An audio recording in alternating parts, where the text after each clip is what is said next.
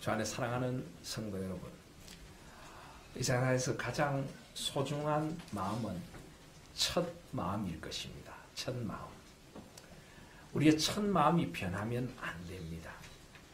하나님이 주신 첫 마음이 소중한 것입니다. 그래서 동화 작가셨던 우리 정채봉 선생님은 첫 마음이란 글에서 이렇게 첫 마음을 노래했습니다. 1월 1일 아침에 찬물로 세수하면서 먹은 첫 마음으로 1년을 산다면, 학교에 입학하여 새 책을 앞에 놓고 하루 일과표를 짜던 영롱한 첫 마음으로 공부한다면, 첫 출근하는 날 신발끈을 매면서 먹은 마음으로 직장 일을 한다면, 아팠다가 병이 나은 날의 상쾌한 공기 속에 감사한 마음으로 몸을 돌본다면, 세례를 받던 날에 빈 마음으로 눈물을 글썽이며 교회에 다닌다면, 이 사람은 그때가 언제이든지 늘 새 마음이기 때문에 바다로 향하는 냇물처럼 날마다 새로우며 깊어지며 넓어진다. 첫 마음을 잃지 않아야 하는 것입니다. 첫 마음이 끝까지 첫 마음으로 남아 있어야 하는 것입니다. 우리는 창세기를 매주 듣고 있습니다. 창세기는 우리에게 첫 마음이 무엇인가를 일깨워 주시는 책입니다. 이 창세기라고 하는 이 책 제목, 이것은 원래 이 성경, 이 하나님께 주신 66권의 성경 가운데 첫 번째 책이 무엇에 관한 것이냐? 세상의 창조에 관한 것이다. 그래서 이 주제를 두고 창세기라는 이름을 짓게 되었던 것 같습니다. 그런데 원래 이 창세기가 성경이 써진 원어 히브리어로 하면은 이 창세기의 책 제목이 베레시트라고 부릅니다. 어디서 들어본 것 같지 않으십니까? 제가 저번에 창세기 1장 1절을 히브리어로 소개해 드린 적이 있죠. 베레시트 바라 엘로힘 에트 하샤마임 베에트 하아레츠. 베레시트라고 하는 말은 태초에라고 하는 말입니다. 처음에 바라 창조하셨다. 엘로힘 하나님께서 무에서 유를 창조하시고, 하나님께서 천지 하늘과 땅에 있는 모든 눈에 보이고 눈에 보이지 않는 것들을 창조하셨다. 그래서 이 창세기 원래 책 제목이 태초에 모든 것의 시작에 라고 하는 제목을 가지고 있습니다. 그렇습니다. 창세기는 시작의 책이고 처음의 책이고 첫 마음으로 돌아갈 것을 일깨워주는 책인 것입니다. 창세기를 열면 우리는 모든 처음을 만납니다. 창세기를 열자마자 우리는 그 속에 존재하시는, 아니 영원 전부터 존재하시고 모든 만물 위에 존재하시는 창조주 하나님을 만납니다. 태초에 하나님이 천지를 창조하시니라. 하나님이 어디서부터 시작되었는지, 언제부터 시작되었는지 우리는 그것을 질문할 수 없습니다. 하나님의 존재는 우리가 이 세상을 느끼는 그 순간 우리가 느껴야 할 우리 모든 것의 존재의 근원이십니다. 하나님이 계십니다. 그리고 그 하나님께서 창조하심으로 세상이 시작되었습니다.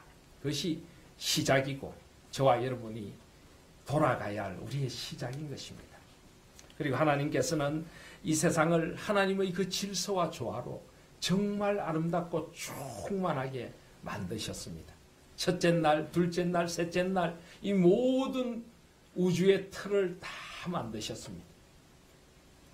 혼돈과 흑암을 넘어 빛을 만드시고, 궁창을 만드시고 궁창 위의 물과 궁창 아래의 물로 나누시고, 물은 드러나 묻이 되고 그 모인 물은 바다가 되고, 그리고 그 무태는 온갖 식물들이 살게 하셨습니다. 3일 동안 이 모든 골격과 구조, 틀을 다 만드신 것이고, 그리고 4일부터 6일까지 3일 동안 이걸 하나하나 하나님께서 채우셨습니다. 궁창에는 달과 별과 해가 있게 하셔서 하나님이 첫째 날 창조하신 빛을 반사하여서 온 세상을 비치게 하시고, 사시와 연한 이 시간이 정해지도록 만들어 주셨고, 그리고 다섯째 날 하나님께서 만드신 궁창에는 새가 날고 바다에는 물고기들이 헤엄을 치며 그리고 하나님께서 지으신 그 식물들을 먹고 살게 하셨습니다. 그리고 여섯째 날 온갖 동물들, 땅에 기는 모든 것을 창조하시고 마지막 하나님의 형상으로 우리 사람을 창조해 주셨습니다. 우리 사람의 시작은 거기서부터인 것입니다. 그리고 하나님은 일곱째 날 안식을 창조해 주셨습니다. 첫 안식.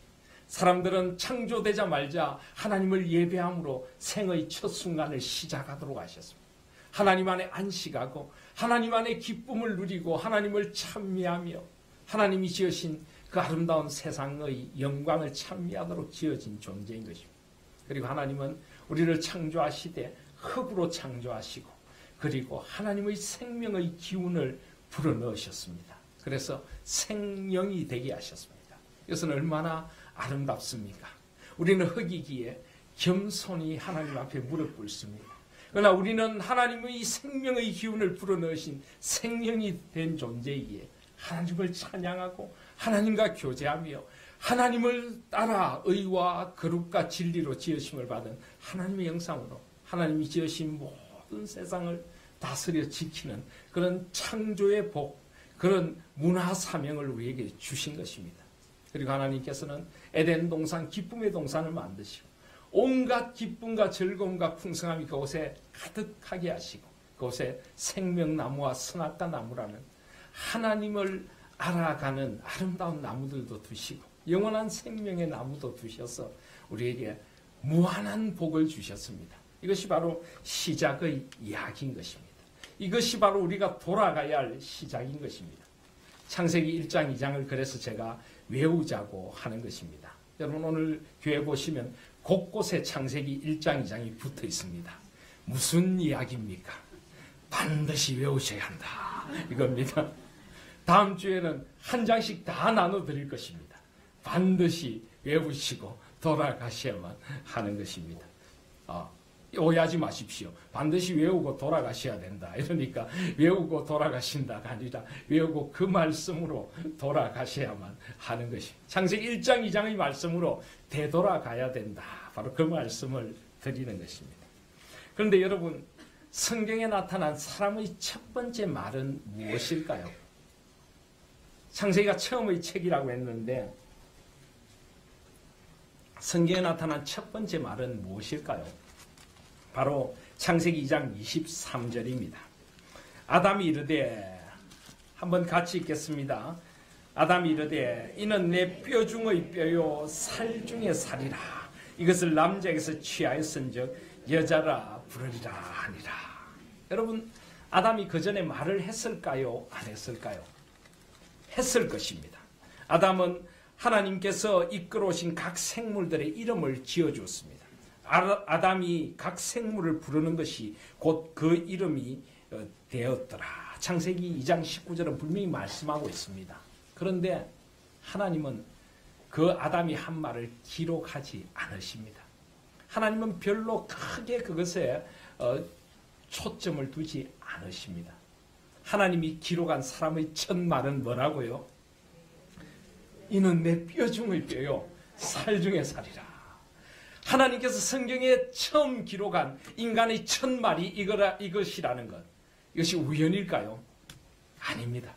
인간은 이 말을 살고 하면서 살아가는 존재로 지음받았다는 것입니다.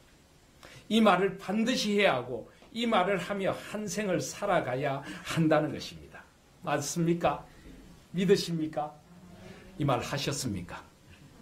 지난주에 우리 남자분들 하루에 몇 번 하시라고요?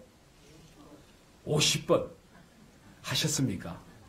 왜 이렇게 남자분들이 고개를 갑자기 푹 숙이십니까? 하나님이 주신 첫 번째 말입니다. 사람이 마땅히 해야 할 말이고 돌아가야 할 우리의 진정한 언어입니다. 이는 내 뼈 중의 뼈요 살 중의 살이라.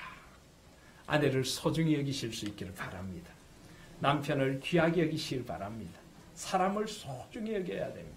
하나님은 그렇게 우리가 한 몸을 이루는 공동체가 되기를 원하셨던 것입니다. 그래서 이 말을 제일 먼저 기록하게 하신 것입니다. 그런데 그렇게 아름다웠던 이 첫 가정, 이 첫 사랑의 관계가 깨어지게 됩니다. 어떻게 깨어지게 됩니까? 바로 악이 들어오면서부터입니다. 오늘 3장 1절에 보시면 그런데 뱀은 여호와 하나님이 지으신 들짐승 중에 가장 간교하니라. 이 뱀이 여자에게 묻습니다. 하나님이 참으로 너희에게 동산 모든 나무의 열매를 먹지 말라 하시더냐. 이 뱀이 바로 그 아름다운 관계를 깨트리고 맙니다. 그런데 이 뱀은 도대체 어떤 존재입니까?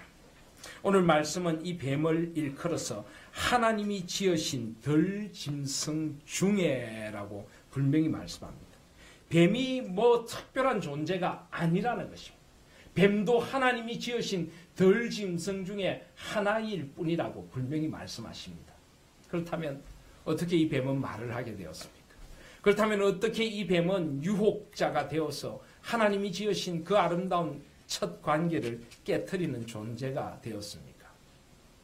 바로 이 뱀을 유혹하여 악의 도구로 사용한 존재가 있습니다. 그는 사탄입니다. 그는 사탄입니다. 오늘 성경은 사탄이라는 존재를 노골적으로 직접적으로 말씀하고 있지는 않습니다. 그러나 뱀은 분명히 지금 사탄의 화신이 되어서 이용당하고 있는 것입니다.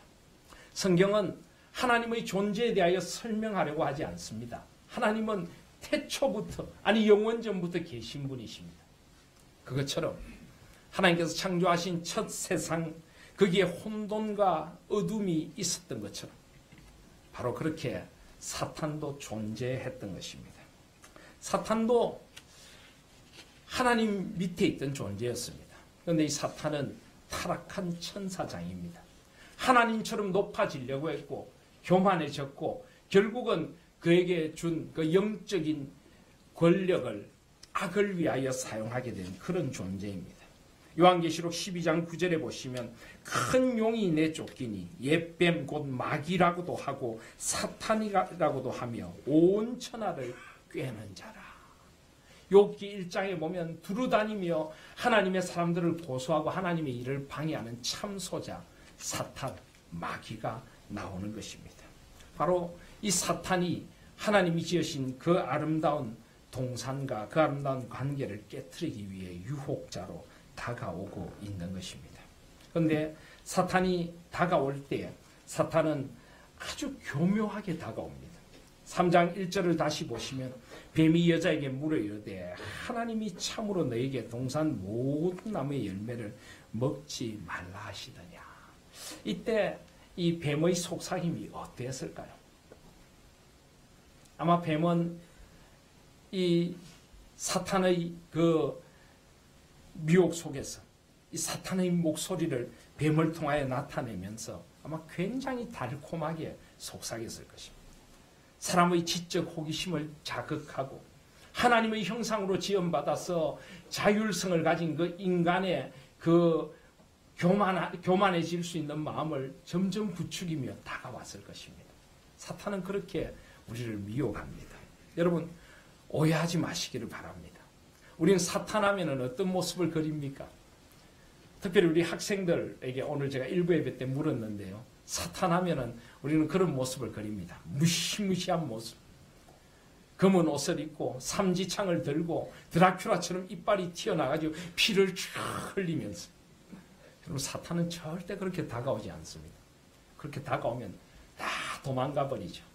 사탄은 광명의 천사로 다가옵니다. 가장 달콤한 모습으로, 가장 유혹적인 모습으로, 그리고 가장 약한 부분을 건드리며 다가옵니다. 여기 보면 뱀이 왜 넘어가게 되었을까? 뱀도 마찬가지입니다. 뱀은 가장 간교했더라. 그래서 어떤 말로 하면 가장 지혜로웠더라 하는 말도 됩니다. 뱀은 가장 지혜로운 짐승이었습니다. 교만했던 것입니다. 자기가 최고라고 생각했습니다. 잘난 척하고 자기가 다른 짐승들보다 더 위에 있다고 생각하고 남 이쯤 되면 나쯤 되면이라는 그런 간교함을 가졌던 뱀, 그가 그렇게 넘어갔고 또 사탄은 여자에게 다가옵니다. 여자는 창조의 최종적인 작품입니다. 지난주에도 말씀드렸죠. 남자는 흙으로 만들고 여자는 뭘로 만들었다고요? 본 차이나로 만들고 여자가 창조의 최종 정점에 있습니다. 그러다 보니까 이 교만할 수 있는 여자, 하나님이 지으신 가장 아름다운 작품인 여자, 그 여자를 유혹하며 다가오는 것입니다. 사랑하신 여러분, 언제나 죄는 이렇게 다가옵니다. 나의 가장 약한 부분을 건드리고 가장 달콤한 목소리로 우리를 미혹하며 다가오게 되는 것입니다. 사람은 다양한 죄를 짓지 않습니다. 동일한 죄를 또 짓습니다. 넘어진 죄에 또 넘어집니다. 사탄은 우리가 어디에 약한가를 아는 것입니다. 그것을 건드리며 다가오는 것입니다. 바로 그것이 사탄의 술수인 것입니다. 그리고 사탄은 언제나 하나님의 말씀을 교묘하게 바꿉니다. 그리고 하나님을 의심하도록 만듭니다. 여러분, 이단이 뭡니까? 이단이란 달을 잇자 끝단자. 처음에는 비슷하게 보입니다. 끝이 다른 것입니다. 결과가 안 좋은 것입니다. 결국 인간의 영혼을 파괴시키고 파멸시키는 것입니다. 뱀이 여자에게 묻습니다. 하나님이 참으로 너희에게 동산 모든 나무의 열매를 먹지 말라 하시더냐? 여러분, 이 교묘한 사탄의 술책을 보고 계십니까? 2장 16절 17절 한번 보십시오. 여호와 하나님이 그 사람에게 명하여 이르시되 동산 각종 나무의 열매는 내가 임의로 먹되, 하나님은 한 번도 나무의 모든 열매를 먹지 말라고 하신 적이 없습니다. 동산 모든 나무의 열매는 내가 임의로 먹어라. 그런데 사탄은 뭐라고 합니까? 하나님이 너희에게 동산 모든 나무 열매 먹지 말라고 했느냐? 이 사람에게 의심을 불러일으키고 하나님의 말씀을 의심하게 만들고 하나님의 말씀을 왜곡되게 해석하는 것입니다. 그래서 저는 성경 해석학을 전공했는데요. 우리 성경 해석학을 전공하는 사람들은 이런 재미있고도 의미심장한 이야기를 합니다. 아까 창세기가 처음의 책이라고 했는데 최초의, 이 세상 최초의 성경 해석자가 누구인가? 성경 해석자가 누굴까요? 뱀입니다. 뱀. 사탄입니다. 사탄이 성경을 제일 먼저 해석한 자입니다. 그런데 어떻게 해석했습니까? 왜곡시켰습니다. 왜곡. 비뚤게 해석했습니다. 그만큼 성경을 해석한다는 건 위험할 수도 있다는 것입니다. 하나님의 말씀을 가감없이 해석해야지 첫 해석자부터 지금 잘못 해석하고 있는 것입니다. 그렇게 사람의 마음을 자극합니다. 그리고 2절에 보면 여자가 뱀에게 말하기 시작합니다. 악이 다가올 때는 상대를 하면 안 됩니다. 악한 사탄이 우리에게 하나님의 말씀을 조금 틀리게 만들어서 우리를 미혹해 올 때는 아예 상대하면 안 되는 것입니다. 요즘 신천지며 온갖 이단들이 항상 우리를 깨는 게 뭔지 아십니까? 성경 공부하자는 것입니다. 말씀의 깊은 뜻을 가르쳐 주겠다는 것입니다. 우리가 알지 못하던 걸 깨닫게 해주겠다는 것입니다. 속지 마시길 바라고. 하나님은 역사의 주인이시고 교회의 주인이십니다. 하나님께서 2000년 동안 세우신 정통교회, 정통교리가 있는 것입니다. 그것이 바로 바른 신앙입니다. 그 신앙의 틀에서 벗어나려고 하지 마시기를 바랍니다. 목사인 저부터도 그 정통신앙과 정통교회, 하나님의 교회 안에서 언제나 진리의 파수꾼이 되어져야 하는 것입니다. 거기에 하나님의 역사가 있고 하나님의 진리가 있는 줄 믿습니다. 그런데 이 여인은 마음의 문을 엽니다. 하나님의 말씀을 은근히 바꾸어서 지적 호기심을 자극하는 그 유혹자에게 마음의 문을 엽니다. 그래서 2절에 보시면 여자가 뱀에게 말하되 동산 나무의 열매를 우리가 먹을 수 있으나, 3절에 동산 중앙에 있는 나무의 열매는 하나님의 말씀에 너희는 먹지도 말고 만지지도 말라, 너희가 죽을까 하노라. 여러분, 이미 이 여인은 유혹에 빠진 것입니다. 이 여인도 하나님의 말씀을 왜곡하고 있다는 걸 아시겠습니까? 어떻게 왜곡하고 있습니까? 하나님은 먹지 말라고 하셨지 만지지 말라고 하지 않았습니다. 하나님의 말씀을 과장하고 있는 것입니다. 하나님의 뜻을 과장하고 있는 것입니다. 여러분, 과장하는 것도 죄인 것입니다. 우리 부모님들이 한 번씩 보면은 하나님을 과장하는 경우들이 있습니다. 아이들에게 겁을 주려고 너 그러다가 하나님께 벼락 맞는다. 하나님이 언제 벼락을 치신다고 했습니까? 하나님의 말씀을 과장하는 것도 죄입니다. 먹지도 말고 만지지도 말라. 그래서 뭔가 하나님의 말씀이 조금 못마땅하다는 것입니다. 왜 그러셨는가 하고 좀 그는 하나님의 말씀에 대한 불만을 가지고 있습니다. 그리고는 너희가 죽을까 하노라. 죽을까 하노라. 하나님 뭐라고 하셨습니까? 분명히 내가 먹는 날에는 반드시 죽으리라. 옛날 성경에 정령 죽으리라. 그런데 여기는 뭐라고 합니까? 죽을까 하노라. 달콤하게 무섭진 않을지 몰라도 하나님의 말씀을 왜곡하고 있는 것입니다. 말씀대로 믿어야 하는데 말씀을 자기 마음대로 왜곡하기 시작하는 것입니다. 그랬더니 4절에 보면 뱀이 여자에게 이릅니다. 너희가 결코 죽지 아니하리라. 유혹자는 언제나 달콤하게 다가옵니다. 조금 바꿉니다. 그러나 우리가 마음의 문을 열기 시작하면 완전히 이제는 정면으로 하나님의 말씀을 부정하는 자리에 이릅니다. 너희가 결코 죽지 아니하리라. 이 말, 이 사탄의 속삭임은 완전히 하나님의 말씀을 부정하는 것입니다. 결국 사탄은 어떤 존재입니까? 거짓의 아비고 결국 사람을 미혹시키는 존재이고 하나님의 말씀을 왜곡하고 하나님의 말씀을 정반대로 만들어 놓는 존재인 것입니다.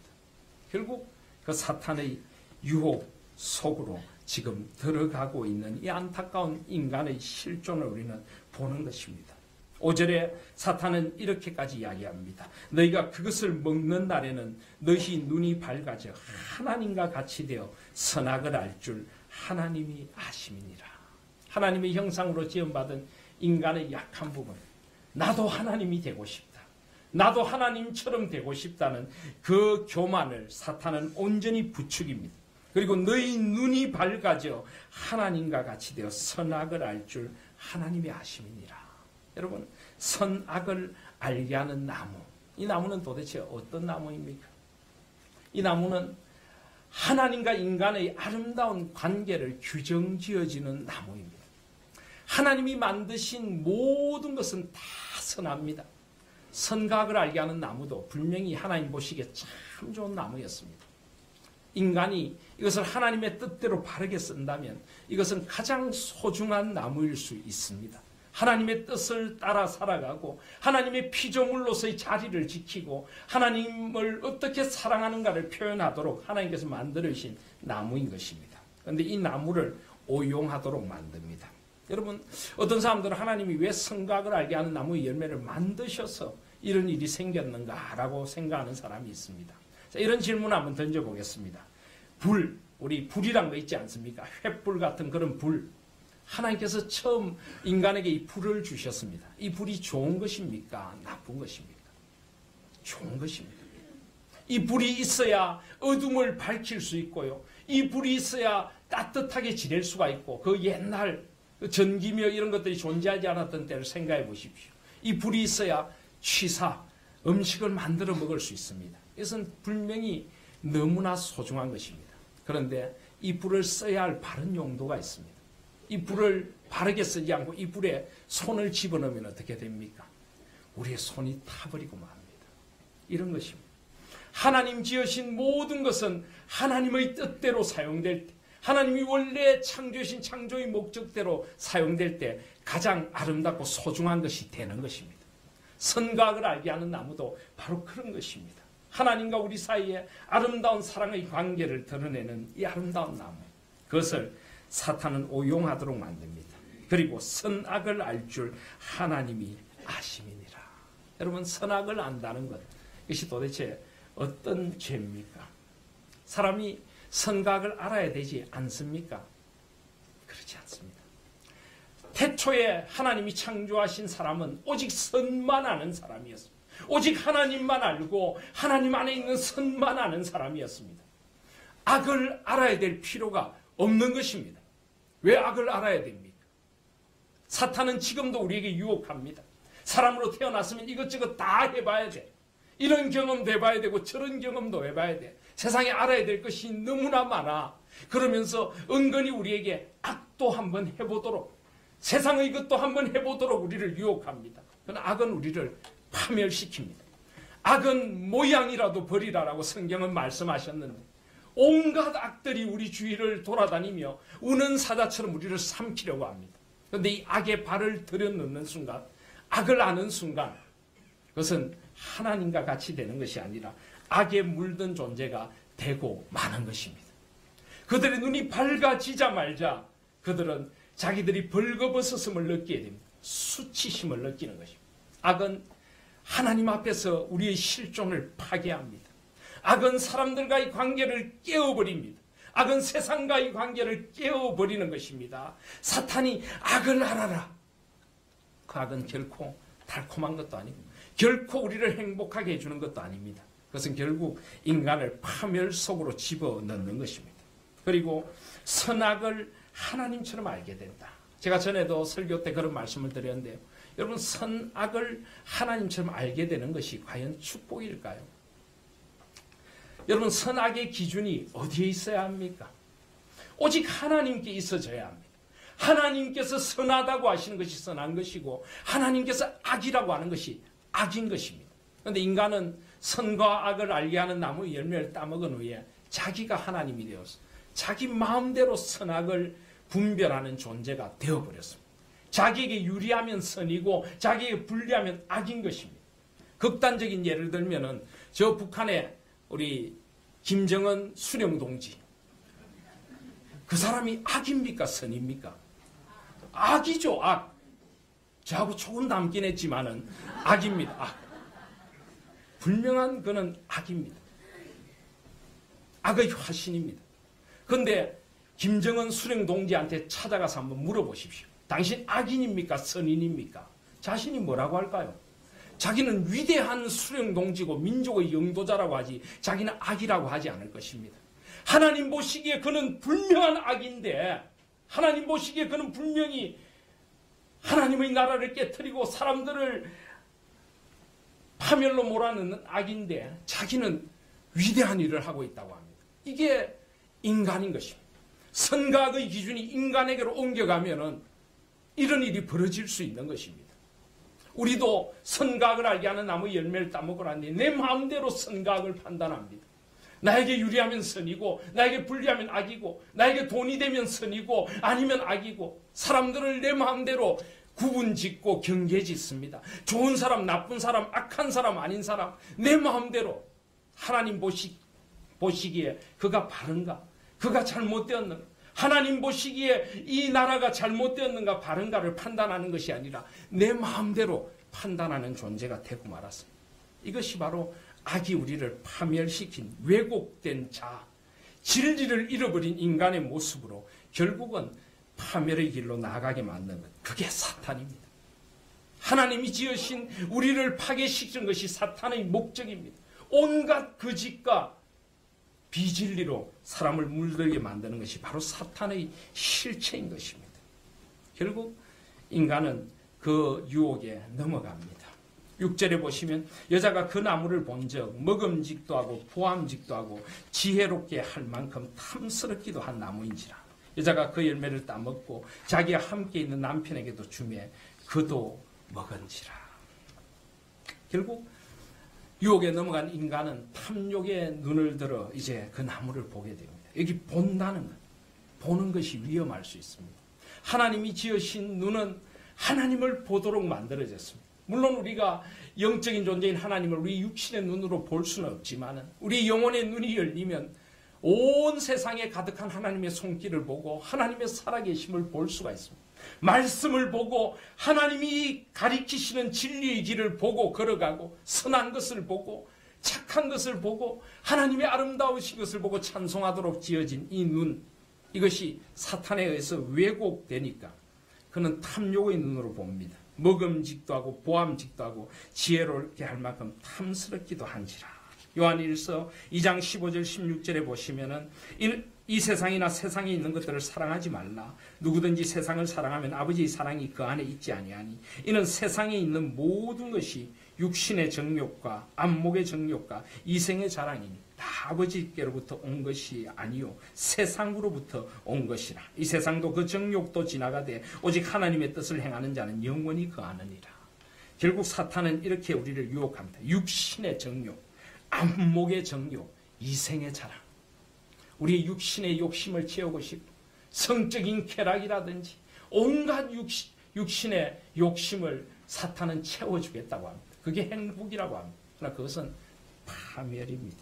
그리고 안목의 정욕, 온갖 눈에 보이는 것들로 우리의 정신세계를 현혹시키고 우리의 가치관을 흔들어 놓고 눈에 보이는 대로 행하도록 만듭니다. 그리고 이생의 자랑, 온갖 세상의 자랑하고 싶은 욕망, 하나님이 된다는 것이 바로 이겁니다. 내가 하나님이 되고 싶은 겁니다. 다른 사람들 위해 군림하고 지배하고 내가 높아지고 싶은 것입니다. 사랑하신 여러분, 사람은 군림하고 지배하는 존재가 아니라 섬기고 하나 되게 하는 존재로 지원받은 줄 믿습니다. 근데 그렇게 지배하는 존재가 스스로 되려고 하는 것입니다. 먹음직도 하고 보암직도 하고 지혜로워서 다른 사람들보다 더 뛰어나게 되고 싶다. 그래서 탐스럽기도 한 나무인지라 여자가 그 열매를 따먹고 자기 함께 있는 남편에게도 주매 그도 먹은지라. 여러분, 여기서 한 가지 오해를 하시지 마시길 바랍니다. 이 말씀을 보고 어떤 남자들은 타락의 책임이 전적으로 여자에게 있다, 이렇게 여자를 공격하는 남자들이 있습니다. 여러분, 아닙니다. 오늘 말씀을 자세히 보시길 바랍니다. 지금 이 사탄이 유혹하는 자리에 두 사람이 함께 있습니다. 3장 1절을 보십시오. 하나님이 참으로 너희에게 동산 모든 나무의 열매를 먹지 말라 하셨냐. 너가 아니라 너희에게. 원래 원어에 복수로 되어 있고 우리말 성경에도 너희라고 이야기를 하고 있습니다. 3절에도 동산 중앙에 있는 나무의 열매는 하나님의 말씀에 너희는 먹지도 말고 만지지도 말라. 너희가 죽을까 하노라. 너희는 4절에도 너희가 결코 죽지 아니하리라. 5절에도 너희가 그것을 먹는 날에는 너희 눈이 밝아져. 여자도 2절에 보시면 우리가 먹을 수 있으나 복수입니다. 남자가 함께 있는 것입니다. 결국 타락의 책임은 남자에게 있습니다. 왜요? 남자가 지켜줘야 하기 때문입니다. 남성 여러분, 하나님께서 남자에게 가정의 가장이 되게 하셨고 제사장이 되게 해주셨고 내 뼈 중의 뼈요 살 중의 살인 여자를 지키라고 하나님께서 남자를 창조해 주신 것입니다. 하나님께서 먼저 아담에게 선과 악을 알게 하는 나무 열매를 먹지 말라고 금지 명령을 주셨습니다. 남자의 책임입니다. 남자가 지켜주어야 하는 것입니다. 물론 그렇다고 여자의 책임이 없는 것은 아닙니다. 여자는 게임에 쓰임을 받았고 결국 그 창조의 아름다움을 통해서 남자를 미혹하는 자리에 가게 된 것은 사실입니다. 그래서 디모데전서 2장 14절에 보시면 아담이 속은 것이 아니고 여자가 속아 죄에 빠졌습니다. 여인의 책임이 없는 것 아니지만 여자 혼자의 책임이 아닙니다. 인류가 함께 저지른 범죄입니다. 남자도 그 자리에 있었고 결국 주는 대로 어리석게 받아 먹은 것입니다. 이것이 남자의 실존이기도 한 것입니다. 그렇습니다. 결국 그들의 이 죄의 결과는 참혹합니다. 하나님과 같이 된다고요? 선과 악을 알게 해준다고요? 세상의 모든 것을 준다고요? 아닙니다. 7절을 보십시오. 이에 그들의 눈이 밝아져 자기들이 벗은 줄을 알고 무화과 나무 잎을 엮어 치마로 삼았더라. 죄를 짓자 말자 그들은 숨기는 존재가 됩니다. 가리는 존재가 됩니다. 수치심이 다가옵니다. 자신이 부끄러운 것입니다. 죄를 지은 자신이. 죄는 우리를 파괴합니다. 부끄러운 존재로 만듭니다. 숨기고 싶은 존재로 만듭니다. 죄는 하나님을 피하게 만드는 것입니다. 그래서 8절에 보시면 그들이 그날 바람이 불 때 동산에 거니시는 여호와 하나님의 소리를 듣고 아담과 그의 아내가 여호와 하나님의 낯을 피하여 동산 나무 사이에 숨은지라. 결국 그들은 하나님의 낯을 피하여 숨는 존재가 됩니다. 이 나무도 하나님이 어디 숨으라고 주신 것입니까? 이 나무 입장에서 굉장히 기분이 안 좋을 겁니다. 이 나무는 하나님의 창조의 솜씨를 노래하고 하나님 앞에 아름답게 쓰이라고 한 것인데 결국 피조 세계가 다 망가지는 것입니다. 인간의 죄 때문에, 인간의 교만 때문에 간교한 뱀, 높아지려고 한 인간, 여러분, 우리 인간의 이 병통이 바로 이것입니다. 내가 남들보다 낫다. 내가 다 안다. 내가 좀 영악하고 머리도 좋다. 여러분, 그런 것 좋아하지 마시길 바랍니다. 하나님은 차라리 단순하고 신실한 사람을 찾으십니다. 말씀대로 믿는 신실하고 하나님의 뜻대로 살아가는 순전한 사람을 하나님께서 찾으십니다. 그런데 그렇지 못했던 인간은 결국은 죄악의 구렁텅이에 우리 모두를 빠뜨리고 마는 것입니다. 오늘 저는 이 아프고 슬프고 가슴이 찢어질 것 같은 이 말씀을 함께 나누고 있습니다. 그런데 여러분, 이 말씀 군데군데에서 저와 여러분을 발견할 수 있지 않습니까? 죄악에 찌든 우리의 모습이 여기에 나타나지 않습니까? 아담의 후손으로 죄 가운데 태어나서 우리도 하나님의 말씀을 말씀대로 믿고 말씀 안에서 신실하게 살아가기보다는 세상의 달콤함에 쉽게 발을 들여놓고 세상의 높아지려는 욕망에 우리 영혼을 쉽게 팔고 하나님의 말씀보다는 세상이 더 달콤하고 더 좋아 보이고, 여러분, 사탄은 이렇게 말씀 속에 우리를 떼어놓습니다. 여러분, 예배가 중요합니다. 말씀이 중요합니다. 교회 아무리 봉사를 많이 하더라도 예배와 말씀을 등한시하면 우리 영혼이 서서히 죽어간다는 것을 잊지 마시기를 바랍니다. 갑자기 목사가 싫어지고 갑자기 말씀이 싫어지고, 사탄은 그렇게 우리를 갈라놓았지 않습니까? 물론 목사도 하나님 앞에 떨며 이 말씀을 붙들고 이 말씀대로 전하고 이 말씀대로 살아가야 하고, 우리는 함께 이 말씀을 받고 이 말씀을 사모해야 될 줄 믿습니다.